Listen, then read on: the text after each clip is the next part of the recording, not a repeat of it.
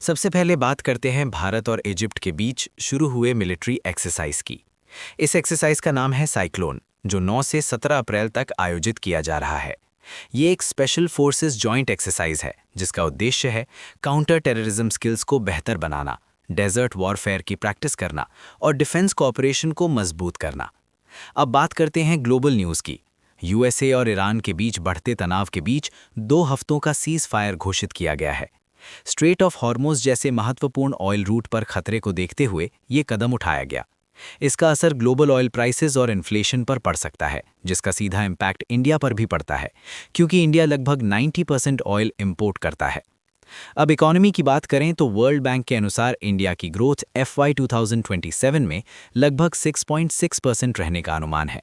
हालांकि middle east crisis और बढ़ती ऑयल प्राइसेस एक चैलेंज बने हुए हैं, फिर भी इंडिया दुनिया की फास्टेस्ट ग्रोइंग मेजर इकोनॉमी बना हुआ है।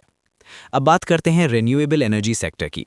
इंडिया की नॉन फॉसिल फ्यूल कैपेसिटी अब 283 गीगावाट से ज़्यादा हो चुकी है और इसी के साथ इंडिया दुनिया में तीसरे स्थान पर पहुंच गया है, चाइना और यूएसए के बाद।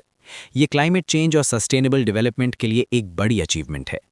अब इलेक्शंस की बात करें तो 9 अप्रैल को केरला, पुडुचेरी और असम में वोटिंग हुई। इस दौरान कई जगहों पर स्कूल्स, कॉलेजेस और बैंक्स बंद रहे। अब एनर्जी डिप्लोमेसी की बात करें तो इंडिया के ऑयल मिनिस्टर ने कतर का दौरा किया। इसका उद्देश्य LPG सप्लाई को सिक्योर करना और एनर्जी नीड्स को मैनेज करना है। इंडिया ने ग्लोबल स्टील कॉन्फ्रेंस को भी पोस्टपोन कर दिया है, जिसका कारण मिडिल ईस्ट में चल रहा तनाव है। इसका असर ग्लोबल सप्लाई चेन पर भी पड़ सकता है। अंत में बात करते हैं रूरल इंडिया में लैंड इनइक्वालिटी की। एक रिपोर्ट के अनुसार गांवों में जमीन का वितरण असमान है, जिसे जीनी कोएफिशिएंट के माध्यम से मापा जाता है।